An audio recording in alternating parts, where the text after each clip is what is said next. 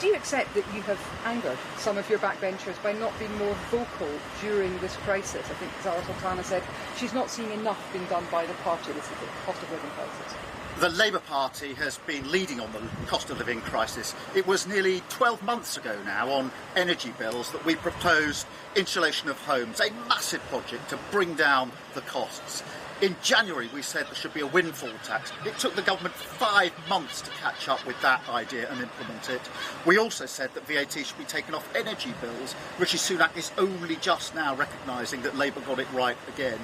Today, I've announced that for prepayment meters, this is the 4 million people who are hardest hit, who have got extra money, premiums on that, paying even more than everybody else. That will be abolished under Labour. It's outrageous and immoral. And on Monday, I'm going to be setting out a comprehensive set of proposals, a plan for how we handle the upcoming costs in the autumn. Meanwhile, what you've had from the Conservative Party is two leadership candidates arguing with each other about just how appalling their record in government has been, and a Prime Minister who's a lame duck. He recognises there's a problem and he's not prepared to do anything about it. So for the best part of 12 months, Labour has been absolutely leading on this issue, and I'm very proud of the work that we've done. This last week, though, some would argue that this week it's been Gordon Brown or even Martin Lewis, the money-saving expert who's made the headlines, who's been coming up with these solutions, rather than you perhaps calling out the government for their lack of urgency. So where have you been? I think, look, Liz Truss is saying a windfall tax is a Labour idea. She's right about that. We announced that back in January of this year, and it took the government months to catch up with that.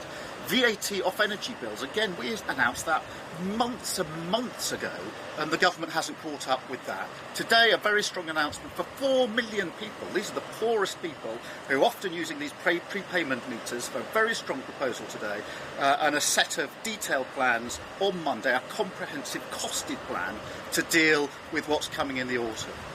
I think Special Representative Nicola Sturgeon just yesterday said that she thought the response to the cost of living crisis should be something akin to the size of the response to COVID. What's your reaction? We do need a strategic, a credible plan, and that's exactly what's missing from this government. For weeks now, and for weeks to come, we've seen the spectacle of the two leadership hopefuls fighting each other, internal battle, actually arguing about just how bad they've been in government, and a Prime Minister who is a lame duck because he recognises there's a problem with energy bills, but says, I'm not going to do anything about it. So yes, we need a strategic plan, and that's what I will be setting out on Monday. Well, I think there has to be an immediate response today in relation to the prepayment meters. For 4 million people, they've been paying over the odds. They've been paying a premium. So for them, the price hikes have been even steeper. These are some of the poorest people. We've made it clear today we will abolish that. That's outrageous. It's immoral. It should have been done a long time ago. On Monday, we'll have a comprehensive set of plans. But already for over a year now, we've been talking about energy bills and how we have secured energy supplies. That's why I said nearly a year ago that we should have an insulation plan to keep those bills down. Massive difference that would make. That's why at the turn of the year, months and months ago, we introduced a windfall tax and the argument that VAT should be taken off energy bills. So for many, many months, we've been the ones putting the practical proposals on the table, and the government's been coming up slowly with responses and sometimes with no response at all. You talk about cutting VAT, insulation. If I'm a householder, but if I'm somebody who's looking at a bill, an average bill of £5,000, it's a vast increase. It's something like a threefold increase for many people. That won't really cut it, though, will it? That won't necessarily really help people. Is it enough? Had the government taken up our proposal for a massive insulation programme last year when we introduced it, then many, many families would already be seeing lower bills. So I don't accept the argument it wouldn't have made a difference.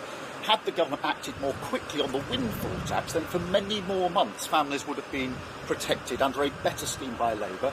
If the government had acted on Labour's idea for VAT to be reduced, to be eliminated on energy bills, many people would be better off.